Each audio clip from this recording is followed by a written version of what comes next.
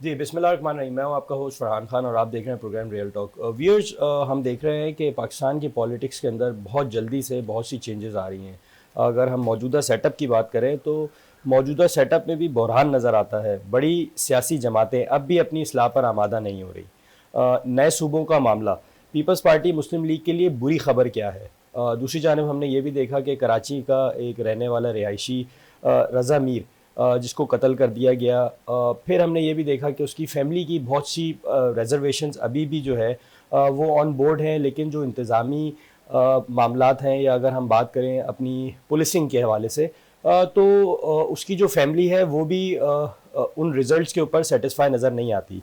आज के प्रोग्राम में हमें ज्वाइन किया है अब अब्दुल नबी बरोई साहब ने। इनका ताल्लुक PMLN के साथ है। बहुत शुक्रिया thank you Nabi sir, Baroi बड़ी साहब। मेहरबानी सर। हमें ऑन कॉल ज्वाइन किया है गुलाम जिलानी साहब से, जिनका ताल्लुक है MQM पाकिस्तान से।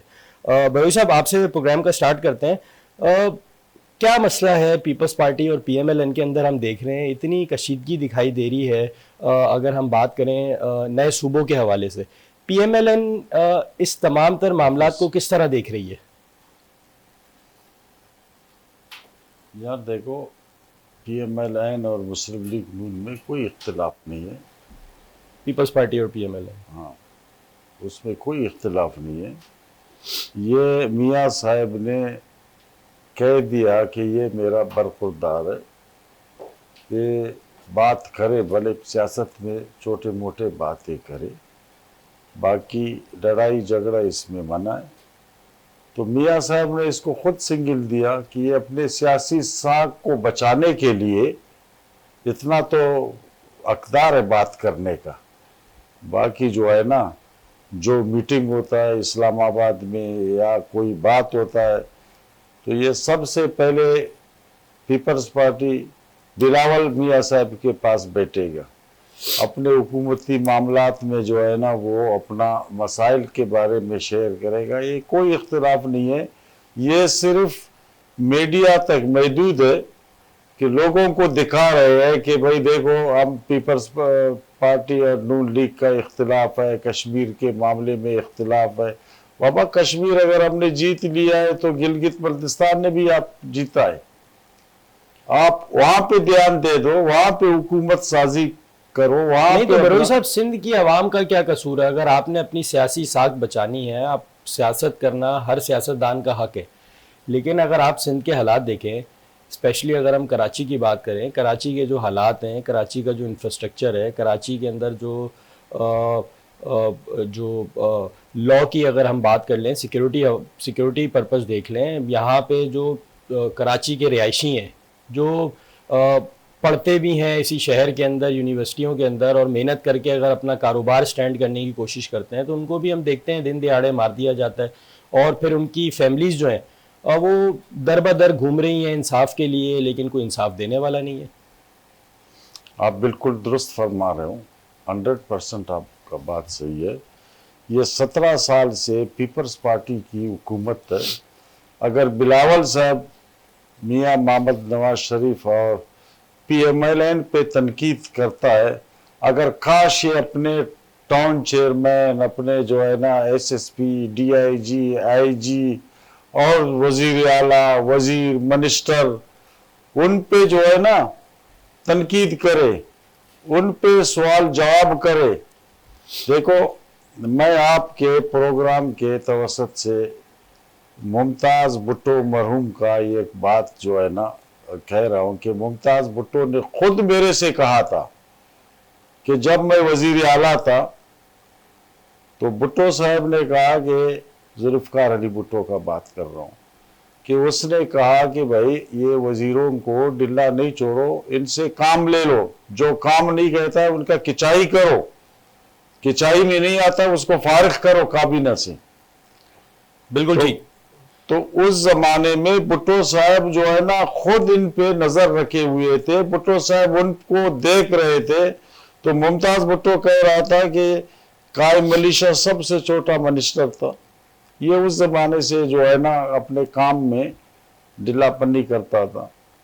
तो मैंने इसको डांटा तो भुट्टो साहब के पास गया कि मेरे को काबीना में बेइज्जत किया है ये मुमताज भुट्टो साहब ने। तो भुट्टो साहब हंसने लगा जब मुमताज़ भुट्टो को बुलाया। बोले साहब आपने खुद बोला था ये अपने काम पे जो है ना सही ध्यान नहीं देता है, तो फिर मैं डांटूंगा। डांटना क्या, मैं इनको काबीना से बरतरफ करूंगा। तो उस पीपल्स पार्टी को और इस पीपल्स पार्टी को जमीन और आसमान का फर्क है। बिल्कुल ठीक है, इस फर्क पे भी बात करेंगे। हमें गुलाम जिलानी साहब ने ज्वाइन किया है। गुलाम जिलानी साहब, बहुत शुक्रिया प्रोग्राम में ज्वाइन करने के लिए। क्या समझते हैं ये बड़ी सियासी जमातें अपनी इस्लाह पर आमादा क्यों नहीं होती, और जो मौजूदा इंतजामी ढांचा है क्या वो 21वीं सदी के मसाइल हल करने की सलाहियत रखता है?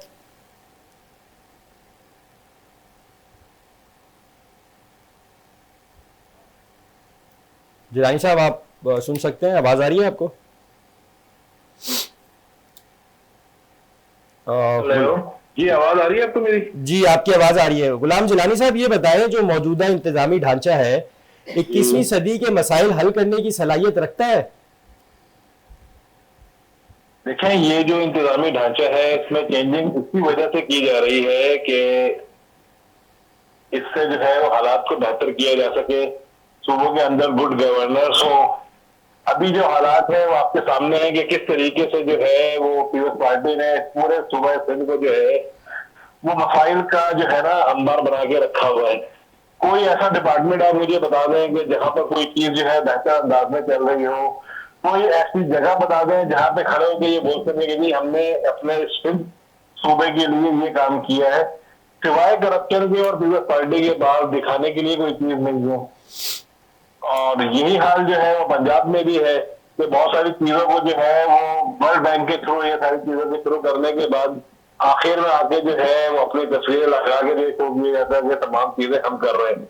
आप गुड गवर्नेंस को देख लेंगे, सुबह सिंध में जो हाल है कि वजीर दाखिला होने के बावजूद, वजीर आला होने के बावजूद, तमाम मिनिस्ट्री जो है होने के बावजूद किस तरीके से यहाँ पे शहरियों को जो है वो दिन दहाड़े कत्ल किया जा रहा है, किस तरीके से इज्जत को नीलाम किया जा रहा है, कोई पूछने वाला नहीं है। तो मैं समझता हूँ कि ये जो इंतजामी ढांचों की बात हो रही है इस पे फौरी तौर पर इम्प्लीमेंट होना चाहिए ताकि हालात जो है वो बेहतरी की तरफ जा सके।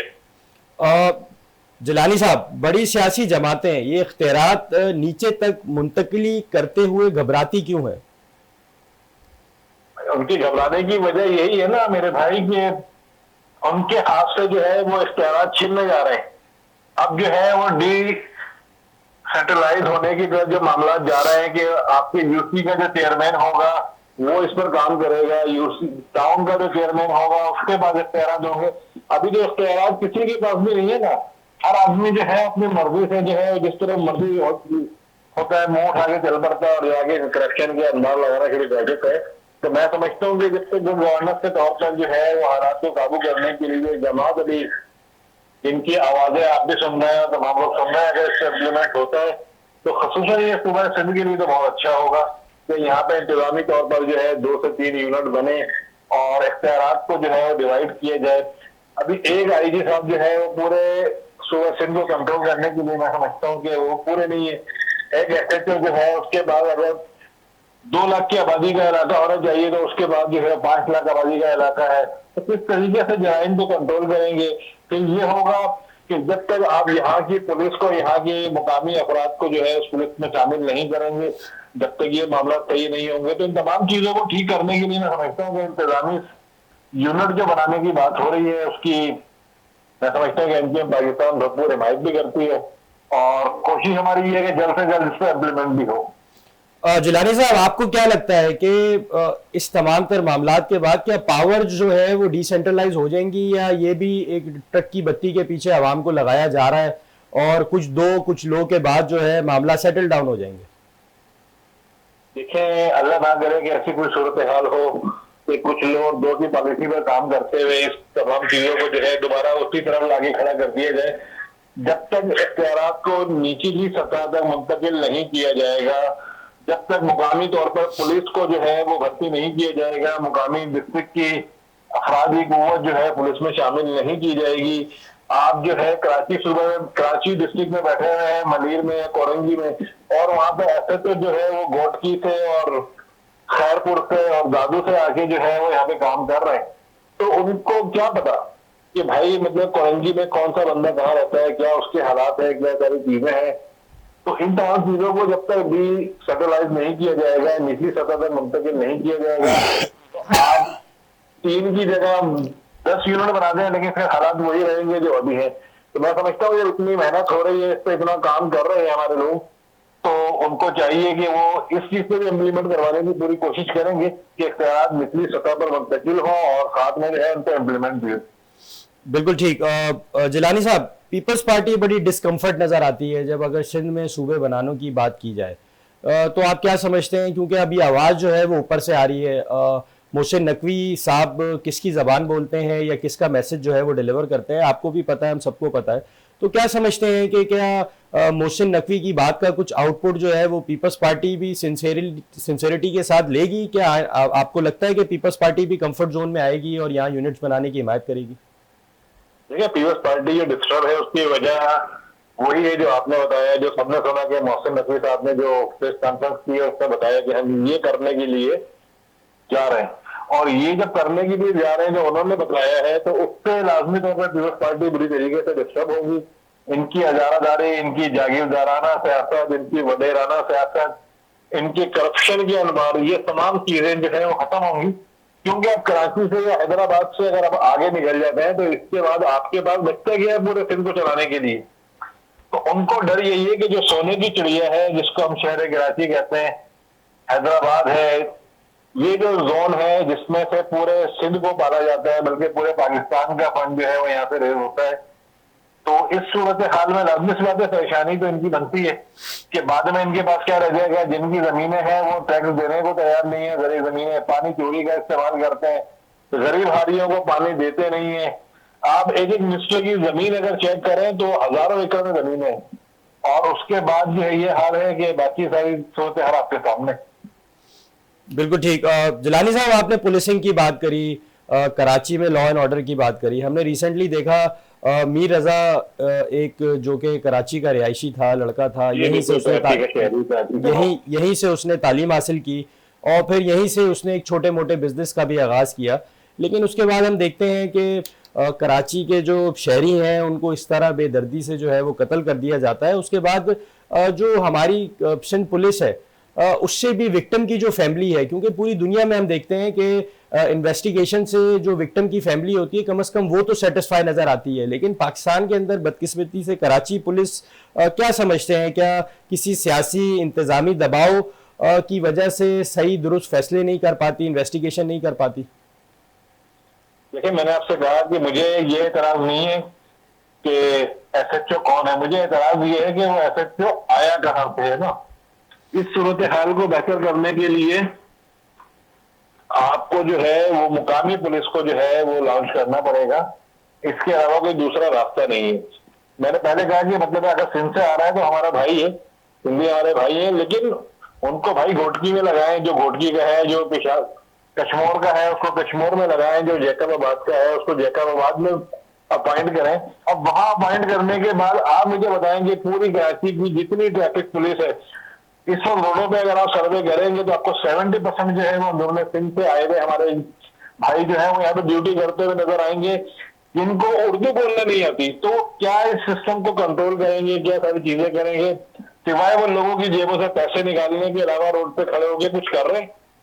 यही हाल हमारे थानों का है कि पूरे पाकिस्तान से लाके पूरे पाकिस्तान के हम बाकी एक ही है, लेकिन जब बात आती है डिसेंट्रलाइजेशन की तो उसमें भी उसको इम्प्लीमेंट करवाने के लिए आपको डिस्ट्रिक्ट वाइज जो है वो ऑफिसरान को जो है भर्ती करना पड़ेगा, उनको इख्तियारात देने पड़ेंगे ताकि वो दूसरी सतह तक आकर इन चीजों की इन्वेस्टिगेशन करें। अब अगर एक आदमी पिशावर से आके एसएचओ लगा हुआ है तो वो किस तरीके से शहर कराची को जो है वो लीड करेगा, किस तरीके से यहाँ के मामला को देखेगा। बिल्कुल ठीक। जिलानी साहब, आपका व्यू आ गया। बरोई साहब, आप क्या समझते हैं कि सिंध पुलिस सिंह के अंदर अभी भी क्या बेहतरी की गुंजाइश है? क्या जो लोकल यहाँ के पुलिस ऑफिसर्स हैं जो पहले भी माजी के अंदर भी कराची डिप्लॉयड थे, क्या समझते हैं कि या बाहर से जो अभी एसएचओज डिप्लॉय हुए हैं कराची के अंदर, उनसे तो मामला संभाले नहीं जा रहे, क्योंकि अगर कोई भी छोटा सा केस हम देखते हैं सामने आ जाता है तो वो भी इतना कंट्रोवर्शियल हो जाता है और फिर Aahista Aahista by the passage of time उसको भी फाइलों को दबा दिया जाता है। विक्टिम्स की फैमिली जो है वो इंसाफ के लिए जो है वो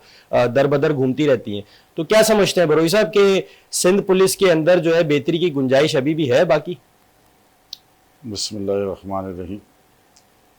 बिल्कुल, सिंध पुलिस उस वक़्त उसके अंदर गुंजाइश मौजूद होगा कि ये हुकूमत हट जाए। तो आप समझ रहे हैं कि इस हुकूमत के होते हुए? इस हुकूमत के होते हुए मेरे को नहीं लग रहा है, क्योंकि ये हुकूमत पुलिस को लगाया है सिस्टम पे, पुलिस को लगाया है चालिया पे। और भाई ने सही कहा, गिलानी साहब ने, कि लोगों को ला रहा है यहाँ पे जो है ना, ताने दे रहा है कि आप चालिया का कितना पैसा जमा करोगे, आप जो है ना पेट्रोल डीजल का कितना पैसा जमा करोगे, आप लैंड ग्रेबर का कितना पैसा जमा करोगे। ये जब तक एक एनेस्ट ऑफिसर आईजी और एनेस्ट डीआईजी और एसएसपी नहीं आएगा, तो ये एसएचओ को सारों को लाया हुआ है, वो अपने काम पे लगा हुआ है। इनको सबको पता है, एक एक रास्ता का पता है, चालिया कहां से आ रहा है। इनको ये भी पता है कि ये लैंड ग्रेबरी जो है ना, ये सिस्टम कहां से, ये इनके सरपरस्ती के लिए जो है ना इनको लगाया गया है। बरोई साहब, आपने सिस्टम की बात करी, आप ये बताएं क्या समझते हैं कि कराची के थाने अभी भी बिकते हैं, क्या फरोख्त किए जाते हैं कराची के थाने? देखो, ये तो वजीर दाखिला ने एक सोशा छोड़ के चले गए। काश अगर ये वजीर दाखिला के पास बड़ा पावर होता है, उसने बोला ये सिस्टम नाकाम हुआ है, नया सिस्टम की जरूरत है। भाई आप वजीर दाखिला हो, सिस्टम नेप ने आज ये कार्रवाई करेंगे, कल नेप ये कार्रवाई करेंगे, इतना लोगों के पास जो है ना ये पैसा कहाँ है, आज एक टाउन चेयरमैन के पास 80-90 करोड़ का, सब इनको पता है। काश अगर ये वजीर दाखिला यहाँ बैठ के अपना आईजी और अपना डीआईजी और एसएसपी, ये तो उनके इख्तियार में है, अगर वो ले आते थे तो तुम देखता था इसी पुलिस के अंदर जान आता था और यही पुलिस हरकत में आता था, और यही पुलिस जो है ना वही पुलिस बन जाता था, दुनिया का मिसाली जो है ना पुलिस बन जाता था कराची के अंदर और पूरे सिंध के अंदर। लेकिन ये तो वजीर दाखिला की नाइली है कि वो अपना सिस्टम को दुरुस्त नहीं कर रहा है और दूसरा सिस्टम सूबे के बात कर रहा है कि हम सूबे बनाएंगे, ये सिस्टम नाकारा हो गया है। इसको तो राना सनाउल्लाह ने सही बोला, आप अपना 30 साल का सफर 3.5 साल में तय किया और फिर भी कह रहे हो कि ये सिस्टम नाकारा हुआ है। तो मेरे भाई, पुलिस के पास सब चीजें मौजूद है, सिर्फ बात यह है कि पुलिस को उस लेवल पे ले आओ, आईजी को उस लेवल पे ले आओ जो आवाम का खिदमत करे और क्रेमर को क्रेमर समझे, तो फिर तुम देखो यही पुलिस में बहुत कुछ होएगा, नहीं होएगा। जिलानी साहब, सिंध में सिस्टम की बड़ी बात होती है, कौन सा सिस्टम है, कौन चलाता है सिस्टम, और आप क्या समझते हैं? आपने पुलिसिंग की बात करी कि कराची के अंदर जो कराची डिप्लॉयड पुलिस ऑफिसर्स हैं वही होने चाहिए जो यहाँ के रिहायशी हैं या जो कराची की डायनामिक्स को समझते हैं, लेकिन ये सिस्टम क्या है जिलानी साहब? सर, ये सिस्टम जो है, इसके ताने बाने आखिर में जाके जो है वो इस पाकिस्तान की सबसे बड़ी मारूफ ऐसी शख्सियात से जुड़ते हैं, ठीक है। और उस शख्सियात के हवाले से अगर मैं बात करूं तो मतलब है, आप सिंध से बजरी का सिस्टम जो है वो भी वही चलाते हैं। पूरे स्कीम 33 से लेकर और नूरियाबाद तक जितनी भी प्राइवेट हाउसिंग स्कीम है सब वो चला रहे हैं। जिस तरह मेरे भाई ने कहा कि छालिया का कारोबार जो है वो पेशावर से शुरू होता है और कराची तक आ जाता है, उसको रोकने वाला कोई नहीं है। लेकिन हुआ क्या है कि पहले अगर वो चीज 200 रुपए किलो बिक रही थी, तो अब उसके रेट बढ़ के जो है मेरा ख्याल है कि 2,500 या 2,000 रुपए के लगभग जो है वो पर केजी पहुंच चुके हैं। तो जितना आप उसको कंट्रोल करने के बजाय जितना आप उसके रेट बढ़ा रहे हैं, ये सारे सिस्टम के जो काम हालात हैं। आपकी सिगरेट वहां से स्मगल होकर आ रही है, आपका पेट्रोल जो है वहां से बलूचिस्तान से चलना शुरू होता है और सुबह सिंध के शहर कराची तक आता है। तो ये तमाम सिस्टम जो है वो कोई ना कोई तो चला रहा है ना, और जो चला रहा है उसका सबको पता है कौन चला रहा है, किस किसके हाथ में कौन कौन सा सिस्टम है, ये भी सबको पता है। बात यह है कि सिस्टम को रोकना चाहिए। अब अगर इस मुल्क में तरक्की करनी है, इस मुल्क में अपने पांव पर खड़ा होना है, तो इन तमाम सिस्टम को जो है वो क्रॉस करना पड़ेगा, इन तमाम सिस्टम को जाम करना पड़ेगा, ताकि जो है ये शहर, ये मुल्क जो है तरक्की कर सके और यहाँ के बाकी जो है वो सुकून का सांस ले सकें। आए दिन की कत्लो गारतगिरी, नौजवानों का कत्ल, यूनिवर्सिटियों में हंगामे, ये तमाम चीजें जो है वो शहर कराची को, अगर ये कराची शहर बंद होता है तो पाकिस्तान को नुकसान होता है, ये शहर कराची बंद होता है तो पूरे सूबे को नुकसान होता है। तो मेरी गुजारिश ये है कि जिसने भी बात की है, ये ना देखा जाए कि बात कौन कर रहा है, बात ये देखनी चाहिए हमें कि बात हो क्या रही है। और बात ये हो रही है कि इंतजामी तौर पर इस तमाम सूबों को जो है वो डिवाइड किया जाए, ताकि इख्तियारात को जो है वो डिसेंट्रलाइज किया जा सके और यहाँ पर जो है वो इनफरादी तौर पर सिस्टम को जो है वो बेहतर किया जा सके। बिल्कुल ठीक। जिलानी साहब, पुलिसिंग की बात हो रही थी, आपने अपने पिछले रिमार्क्स में भी बताया कि आप क्या समझते हैं कि जब आउट ऑफ सिटी से पुलिस को ला के डिप्लॉय करते हैं, क्या समझते हैं थाने कराची के अंदर बेचे जाते हैं? सर, थाने अगर बिक नहीं रहे हो तो फिर बाहर से लोग क्यों आएंगे, मुझे बताएं। पैसा पैसा उन्हीं लोगों के पास है जो आके थाने में बैठता है, जो आके बिड देता है वही थाने में बैठता है, वही तमाम काम मामला चलाता है। मैं डिस्ट्रिक्ट औरंगी में रहता हूँ। डिस्ट्रिक्ट औरंगी में आज से 2 साल पहले की पोजीशन और आज की पोजीशन में ये फर्क है कि पहले जो है वो इस शहर की फुटपाथें साफ हुआ करती थी डिस्ट्रिक्ट की, और इस शहर कराची की, आज इस शहर कराची की मेन फुटपाथ पर जो है वो हेरोइन पीने वालों की पूरे खानदान आबाद है, भीख मांगने वालों के पूरे खानदान आबाद है। लेकिन ये पुलिस जो है वो किसी किस्म का काम नहीं कर रही। पूरे शहर कराची को जो है वो मैशियात का एक गढ़ बना दिया गया है। सिवाय डिफेंस के आप मुझे देखें, शारा कायदीन ले लें, अहमद जिना रोड ले लें, आप जो है सराब बोर्ड से लेकर और आगे तक का पूरा एरिया ले लें, आपको ऐसा लगेगा कि फुटपाथ जो है वो बनाई इसीलिए गई थी, ये पुलों के नीचे की जगह है, ये इसीलिए बनाई गई थी कि पूरे खानदान यहाँ पे पूरा दिन जो है भीख मांगे, हेरोइन बेचे, आइस बेचे। हमारी यूनिवर्सिटियों में हमारे नौजवानों को तबाह करने के लिए जिस बेहतरीन अंदाज में जो है ये काम किया जा रहा है, हमारे नौजवान नस्ल को जो है तबाह करने में तमाम काम किए जा रहे हैं। तो मैं समझता हूँ कि ये तमाम काम पुलिस जो है, और पुलिस की अच्छाई की मिसाल दूं तो आपने कोरोना का टाइम देखा होगा कि सिर्फ एक मोबाइल जो है वो ऑर्डर के ऊपर पूरे एरिया को जो है कॉर्डन ऑफ करती थी।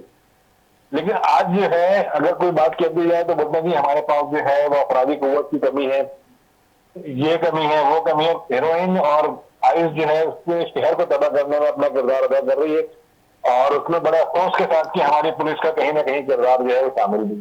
बिल्कुल ठीक। बरोई साहब, जब SHOs पैसे दे के थानों में अपॉइंट होंगे तो वो तो पहले वो पैसे बाहर निकालेंगे जो उन्होंने ऊपर दिए, और फिर उसके बाद जो उनका अपना प्रॉफिट होगा वो बाहर। तो इसमें पब्लिक कहाँ गई?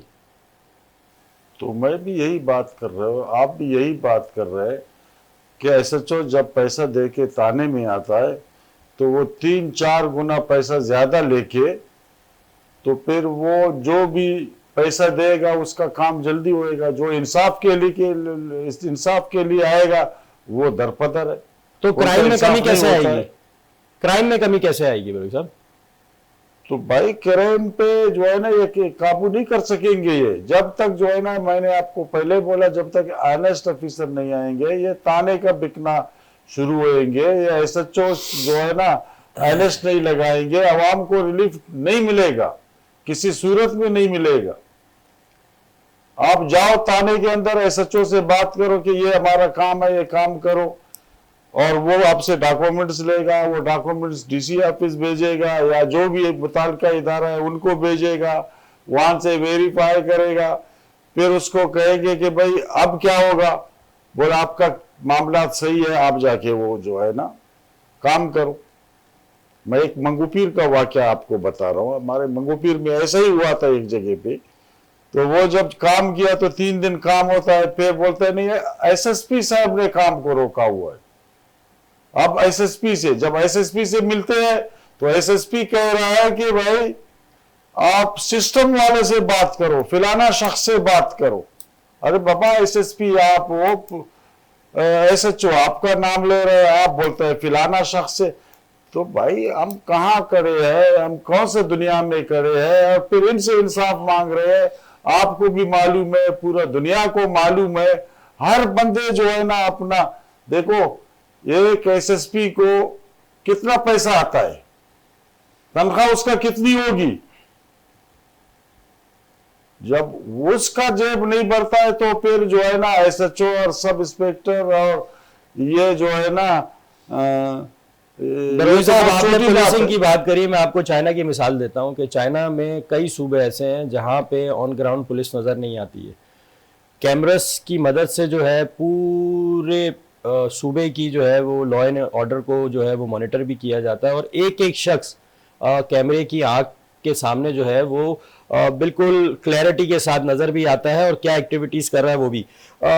जिलानी साहब, ये मीर रज़ा कत्ल केस में जो विक्टिम की फैमिली है, उनकी बड़ी रिजर्वेशंस हैं। हमने देखा कि कल भी एक प्रेस कॉन्फ्रेंस हुई, उसमें सिविल सोसाइटी के लोगों ने भी उनके साथ खड़े होके उनकी आवाज़ को बुलंद किया। तो आप क्या समझते हैं कि इस पूरे वाक़े के अंदर एमक्यूएम का क्या रद्द अमल है? देखें, इस वाक़े पे जितना भी अफसोस किए जाए वो कम है, और सिविल सोसाइटी के साथ साथ हमारे साबिक मेयर एमक्यूएम पाकिस्तान के वसीम अख्तर भाई जो है वो वहां पर पहुंचे थे, और उन्होंने भी जो है वो अपनी ताज़ियत और हमदर्दी का इजहार किया, और तमाम शहर कराची जो है वो मीर रजा के साथ जो है वो खड़ा हुआ है, उसकी फैमिली के साथ खड़ा हुआ है। और हमारी दुआ है कि पुलिस इसमें अपना किरदार अदा करते हुए जितनी जल्द से जल्द मुमकिन है इसके कातिलों को जो है कैसा किरदार तक पहुंचाने में अपना किरदार अदा करे। और आपके चैनल के तवस्सुत से मैं ये बात जो है वो आईजी सिंध से भी और डीजी रेंजर साहब से भी मैं रिक्वेस्ट करूंगा कि इस केस को हल करके जो है वो कराची के शहरियों के अंदर खुद एतमादी की जो फजा खराब हो रही है उसको बरकरार रखने में अपना किरदार अदा करें। जिलानी साहब, हमने शहर भर में देखा कि जो बिजनेस कम्युनिटी के लोग हैं या जो हमारे यंग बच्चे बच्चियां हैं जो अब बिजनेस कर रहे हैं कराची के अंदर, उन्होंने कराची के मुख्तलिफ मुकामात के ऊपर प्रोटेस्ट भी किया, लेकिन अभी भी लोगों के अंदर बड़ी अनसर्टेनिटी पाई जाती है। तो आप क्या समझते हैं कि पॉलिटिकल पार्टीज को भी आगे आके, क्योंकि अगर माजी की तरह कितने मर्डर हमने देखे इसी शहर कराची के अंदर, उनकी फाइलें दबा दी जाती हैं, उनका जो उनका रियल रीज़न होता है उसको भी दबा दिया जाता है, कोई और रुख दे दिया जाता है मर्डर को। तो आप समझते हैं कि पाकिस्तान की पॉलिटिकल पार्टीज को भी इसमें अपना रोल प्ले करने की जरूरत है? जी बिल्कुल, इसमें अपना रोल जो है वो अमल दखल की जरूरत है। मैं समझता हूँ कि इस फिल्म के अंदर तो इतनी ज्यादा जो है वो इस चीज की जरूरत है कि सबसे पहले तो पीपल्स पार्टी को खड़ा होना चाहिए था, क्योंकि पूरे सिंध को वो लीड कर रहे हैं और तमाम इख्तियारात के साथ गवर्नमेंट जो है वो हुकूमत के पास है। लेकिन मुझे अफसोस से आज कहना पड़ रहा है कि अभी तक उनकी तरफ से कोई किस्म की स्टेटमेंट या इस किस्म का बयान जो है वो सामने नहीं आ सका। फैमिली के साथ खड़े होने में जो है वो अपना जो उनका किरदार होना चाहिए था वो नहीं नजर आ रहा। तो इन तमाम चीजों जो है वो सवालिया निशान है सिंध गवर्नमेंट के लिए और यहाँ के इंतजामी अमूर को जो लोग देखते हैं उनके लिए, कि किस तरीके से जो है एक नौजवान को जिसका पूरा खानदान उससे उम्मीद लगाए हुए था, उसने कारोबार शुरू किया, उसने लाखों रुपए उसकी पढ़ाई पे खर्च हुए, लेकिन आखिर में उसको क्या मिला जो इस शहर के लोगों के नसीब में लिखा हुआ है। बिल्कुल ठीक, बिल्कुल ठीक। जिलानी साहब, यहाँ पे एक मुख्तसर वक्फा लेंगे। Viewers, stay with us.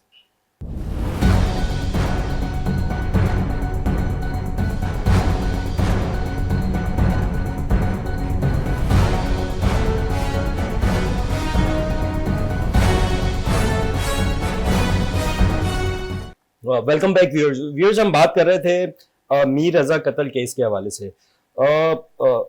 Baroi साहब, हम देखते थे माजी में जितना मर्जी क्रिटिसिज्म कर ले हम कामरान टेसोरी साहब के ऊपर, एमक्यूएम पाकिस्तान से उनका ताल्लुक था, लेकिन जब इस तरह के कोई वाकयात होते थे तो वो फैमिलीज के साथ जाके खड़ा हुआ करते थे, और हम देखते थे कि जो फैमिली की मदद की जा सके, फाइनेंशली हो या इंतज़ामी तौर पे पुलिसिंग के हवाले से कोई डायरेक्शंस देनी हो तो वो भी दिया करते थे। लेकिन अब तो PMLN का गवर्नर है निहाल हाशमी साहब, तो उनकी तो उस तरह की एक्टिविटीज़ नज़र नहीं आती हैं। देखो भाई, पिछले प्रोग्राम में आपके प्रोग्राम के जो है ना तवसत से मैं बात कर रहा हूँ, मैंने खुद कहा था कि मियाँ साहब मुशर्रफ के बाद मियाँ साहब की ये दूसरी गलती है कि इस गवर्नर को लगाया है। ये बंदे गवर्नरी जो है ना, ये उसकी काबिल नहीं है, उसको इतनी बड़ी सीट पे बिठाया है। ये जब किसी कॉलेज में जाता है या किसी यूनिवर्सिटी में जाता है, वहां लड़कियां जो है ना, वो लड़कियों से क्वेश्चन करता है कौन अपना शादी पे हमें बुलाएगा। तो मियां साहब को उस वक्त एक्शन लेना चाहिए था, इसको फारिग करना चाहिए था। आप यकीन करें, मैं परसों इस्लामाबाद बात किया हूं राना मसूद साहब से, ज्यादा वो जोर लगा था मियां साहब के सामने, इसकी जो है ना फाइल ले जा रहा था। मैंने बोला ये गलती है, गलती है, इसको जल्द अज जल्द हटाओ। तो गलत सियासी फैसले लीडरशिप से हो जाते हैं, लेकिन उनको रिवर्स भी तो किया जा सकता है। निशानदेही करेंगे। पीपल्स पार्टी में जुर्रत है, किसी और में जुर्रत है कि उसके जो है ना लीडरशिप गलत काम करे, वो बोले ना किसी उसमें। लेकिन मुस्लिम लीग नून के तो यही है, हम तो करते हैं, हमारा बात भी सुनता है, मियां साहब हमारा बात सुनता है, लेकिन नोटिस भी लेगा इंशाल्लाह अनकरीब, जल्द नोटिस भी लेगा और गवर्नर को फारिग करेगा। आप दुरुस्त कह रहे हो कि गवर्नर को पहुंचना चाहिए, गवर्नर को जाना चाहिए। उसी इलाके में सरजानी में ये आरिफ हबीब का जो है ना एक कचरा कुंडी में, पता नहीं एक ऐसा जमीन है, गवर्नर वहां पे गया था, इफ्तिदा किया था, पीता काटा था, तो कुछ मिल गया होगा ना।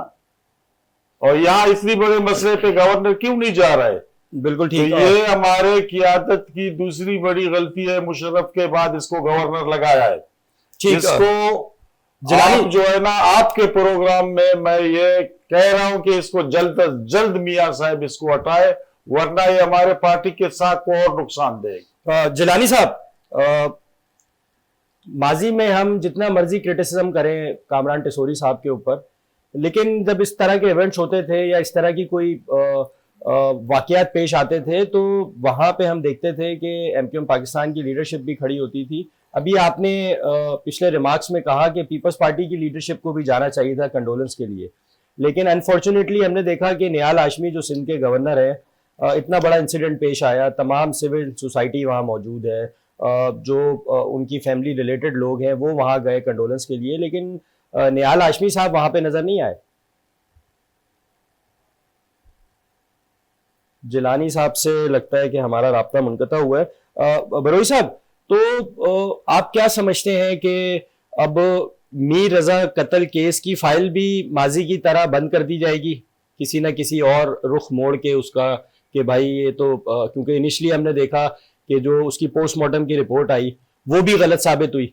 पहले कहा गया कि उसने अपने आप को खुद गोली मारी है, फिर जब अपनी ही रिपोर्ट को रिविजिट किया गया तो उसमें बताया गया कि नहीं, गोली तो पीछे से लगी है। तो क्या समझते हैं, क्या इसी तरह यू टर्न लेके और इस केस को भी, इस केस की फाइल को दबा दिया जाएगा? इसकी फाइल दबना नहीं चाहिए, मेरे ख्याल में इसकी फाइल दबना नहीं चाहिए, इसको कैफर किरदार तक पहुंचना चाहिए।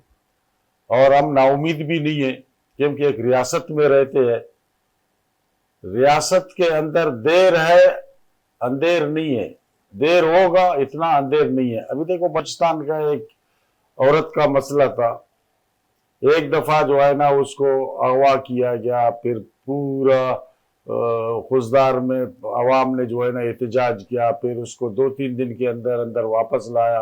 बिल्कुल ठीक, रियासत में देर है अंधेर नहीं। हमें अभी ज्वाइन किया है अरशद बुखारी साहब ने। अरशद बुखारी साहब, आवाज आ रही है आपको हमारी?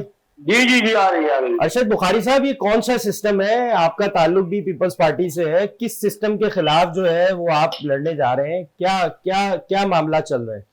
सर, मैं सिस्टम के खिलाफ लड़ने नहीं जा रहा हूँ। सिस्टम तो मेरा अपना सिस्टम है, पार्टी पीपल्स पार्टी का जियाना हूँ। मैं अपने सिस्टम के खिलाफ कैसे लड़ूंगा? मैं तो उस सिस्टम में जो हमारे साथ मेयर साहब के करीब रह के मेयर साहब को नुकसान पहुंचा रहे, हमारे पार्टी को नुकसान पहुंचा रहे, मैं उनसे लड़ रहा हूँ। क्योंकि खुदारा आप जो है मेयर साहब को गंदा ना कराएं। मेयर साहब काम करना चाह रहे हो, वो बड़े बड़े प्रोजेक्ट बना रहे हो, लेकिन आप जो हमारे चेयरमैन की फाइलें दबा रहे हो, ये आप गलत कर रहे हो। बिल्कुल ठीक। अरशद साहब, आपकी एक वीडियो भी वायरल हुई, उसमें हमने देखा कि आप प्रोटेस्ट कर रहे थे किसी दफ्तर में बैठे हुए, तो वो क्या जरा हमारे व्यूअर्स को तमाम कर जरा बात। मैं इस बात का काबिल हूँ, वो हमारे यहाँ, मैं पख्तून कबीले से ताल्लुक रखने वाला हूँ, हमारे रिवायात है, बल्कि तमाम कौमियतों की रिवायात ये है कि इज्जत दोगे तो इज्जत मिलेगी।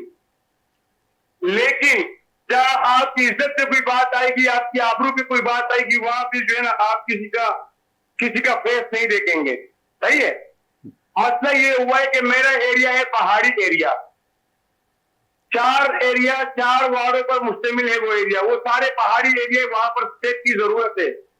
कौन सा इलाका है अरशद साहब? पीराबाद पहाड़ी एरिया, ठीक। पीराबाद, मुस्लिमाबाद, शाहीन होटल, उस पर मुझे जो है ना जरूरत थी स्टेट की। लेकिन मैंने फाइल मेयर साहब से साइन कर दिया है, मेयर साहब ने 6 महीने पहले साइन किया है, लेकिन करमुल्ला वक्कासी नामी बंदा जो हमारे पार्लिमानी लीडर है, उसने उस फाइल को रोक के बैठा हुआ है।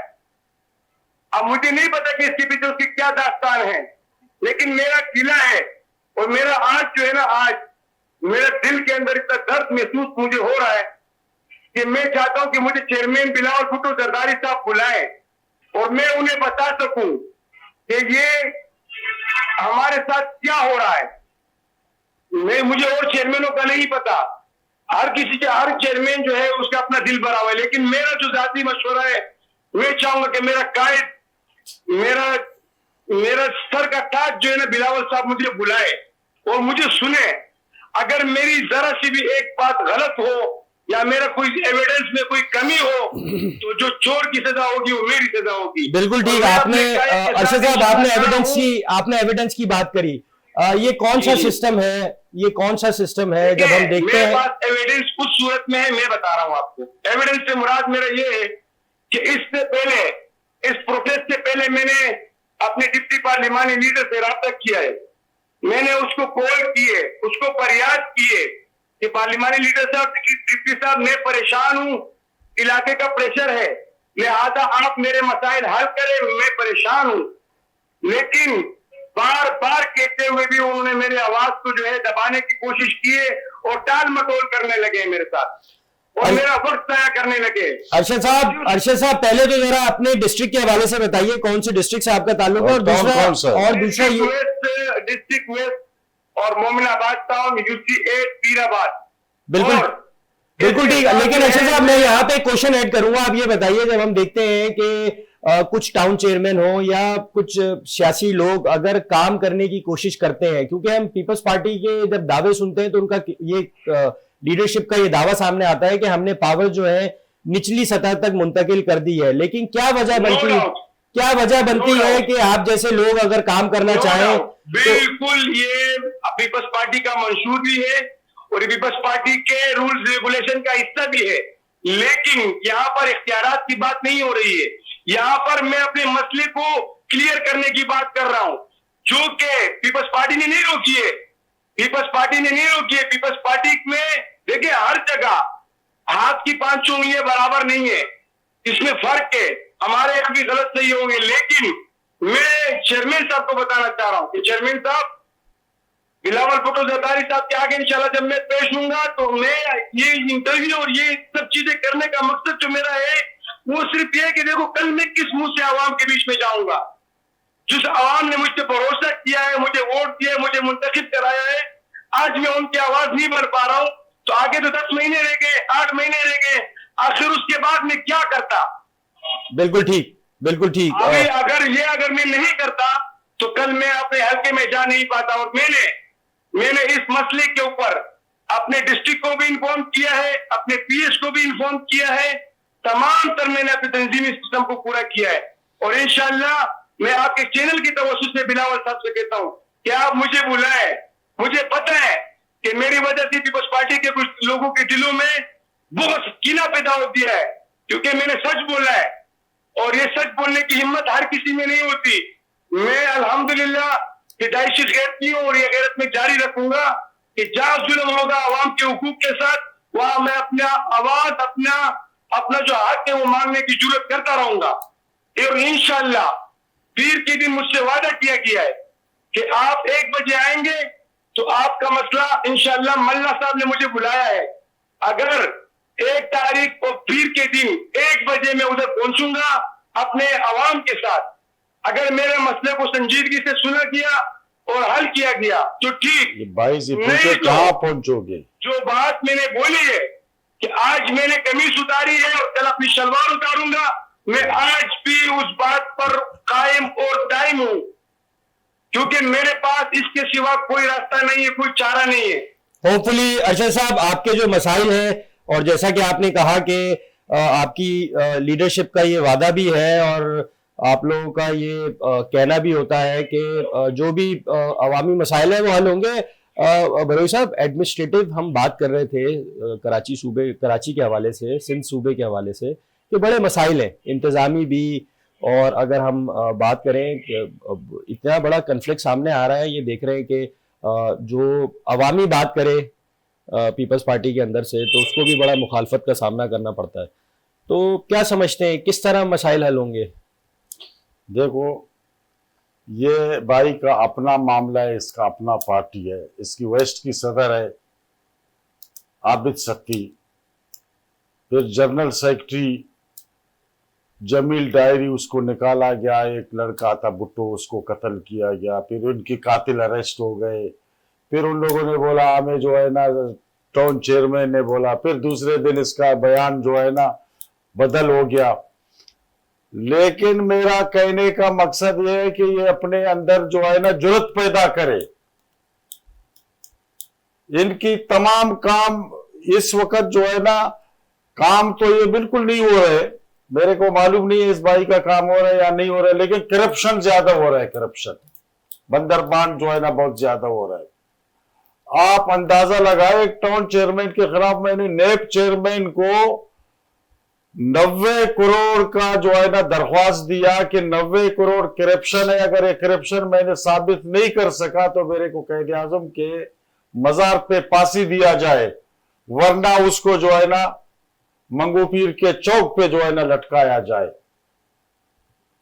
एक हफ्ते 10 दिन के बाद वहां से जो है ना कॉल आया, बोला यार बरोई साहब ये केस बनता नहीं है, ये है वो है, ये यार कौन सा सिस्टम का बात कर रहे हो? देखो, नेप के अलावा कोई है पकड़ दकड़ कोई है? ये सारा उनका मजबूर है, हालत जो है ना बहुत बुरा जा रहा है सिंध के अंदर। और फिर जो है ना ये तनकीद कर रहे हैं नवाज शरीफ पे, लाहौर पे, ये हो गया ये हो गया। लाहौर में जो है ना, जिसने लाहौर और पंजाब नहीं देखा, मैं अपने टिकट पे ले जाऊंगा, इनके दिखा देता हूं कि लाहौर में कैसे काम हुआ है, ये खुद बताएंगे। तो अगर ये भाई के साथ जुल्म ज्यादती हुआ है तो इसकी जायज है, अवाम ने इनको वोट दिया है, अवाम ने इसको मुंतखब किया है, तो इसकी डिस्ट्रिक्ट के सदर को जो है ना शर्म आना चाहिए कि उसकी एक कारकुन अपना कमीज निकाल के आप वो उसका बिलावल से जो है ना मुलाकात नहीं करवा सकता,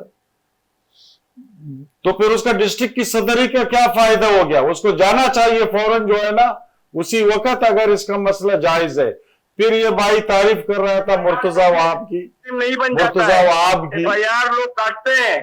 तो मुर्तजा वहाब और बिलावल रोज जो है ना वर्जिश भी करते हैं, कि वो जो है ना खेलते हैं, वो कौन सा गेम है जो है ना रोजाना बिलावल हाउस में खेलते हैं, कि वो भी आपको नहीं मिला सकता है, वहां भी आपका जो है ना, यार देखो आप सियासी वर्कर हो, नहीं वो तवील को हम भी बर्दाश्त नहीं करेंगे। आप कमीज निकाल के और इस तरीके से जो है ना अपने मसाइल के लिए जो है ना फरियाद करे, तो ये आपका मसला अगर जायज है तो होना चाहिए। अरशद साहब, आपको क्या लगता है, आपने जैसा कि कहा कि अब आपको बुलाया गया है, तो सुने इन्होंने कहा, सबसे पहली बात तो ये कि मेरा जो मुतालबा है, बार बार मैं कह रहा हूं कि मुझे मेरा चेयरमैन, मेरा लीडर, मेरा रहबर बिलावल भुट्टो जरदारी साहब बुलाए, मैं तमाम डिटेल देने को तैयार हूं। और हाँ, एक बात और कहता हूं आपकी चैनल की तवज्जो से, अगर मेयर साहब ने या मेरे पार्टी ने या किसी डिपार्टमेंट ने मुझे कोई प्रोजेक्ट दिया हो और मैंने उसमें करप्शन किया हो, तो फिर अगर इस तरह के मसाइल हो तो मुझे कोई इश्यू नहीं, मैं अपना एहतिसाब देने को तैयार बैठा हूं। जब भी, जिस टाइम भी, जो भी बंदा बोलेगा मैं तैयार हूं। मैं आपका नाम नहीं लिया, सुने मैंने आपका नाम नहीं लिया। रोहित साहब ने मेरे लीडर को, मेरे भाई को, मेरे दोस्त को कातिल कहा। FIR कटने से कोई कातिल नहीं हो जाता जब तक साबित ना हो जाए। आपने अभी सत्य को कहा कि उसकी ना अहली है, उसकी ना अहली नहीं है, उसने राब्ता किया है, राब्ता करके बोला है कि मेयर साहब टाइम दो, इंशाल्लाह टाइम वो ले रहा है। लेकिन मेरा अपना मौकफ यह है कि मैं मेयर के खिलाफ नहीं हूं, मैं खिलाफ हूं जो उसकी सिस्टम है, जो उसको सब ओके की रिपोर्ट दे रहा है, मैं उस सिस्टम के खिलाफ हूं।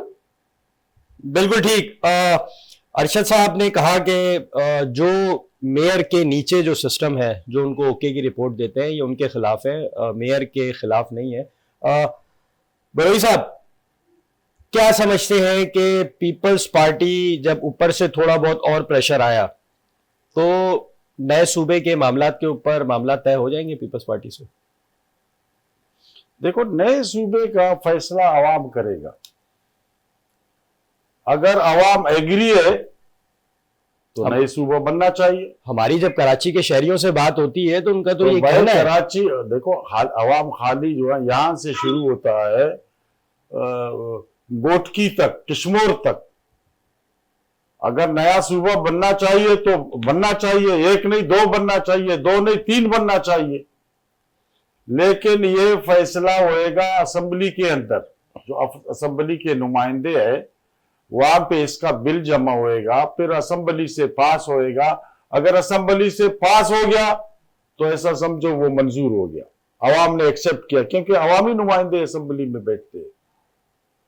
तो जब तक ये हुकूमत में, पीपल्स पार्टी की हुकूमत में, मेरे को नहीं लग रहा है कि जो है ना कि क्योंकि मेजॉरिटी उनकी है, वो कैसे असेंबली से पास होएगा?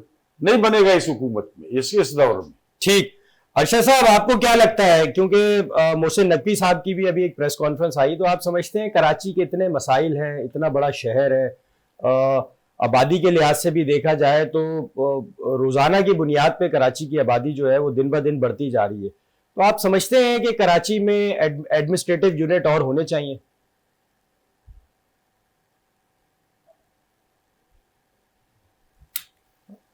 अरशद साहब से राब्ता हमारा मुनक़ता हो गया है। बरोई साहब, तो पहले माजी में हम देखते थे जब पंजाब के अंदर सूबों के हवाले से बात होती थी तो PMLN भी मुखालफत करती थी। अब जब सिंध में बात हो रही है, क्योंकि अगर हम इंतज़ामी हवाले से बात करें तो कराची के मसाइल उस तरह हल नहीं हो रहे जिस तरह पंजाब में हल होते हैं।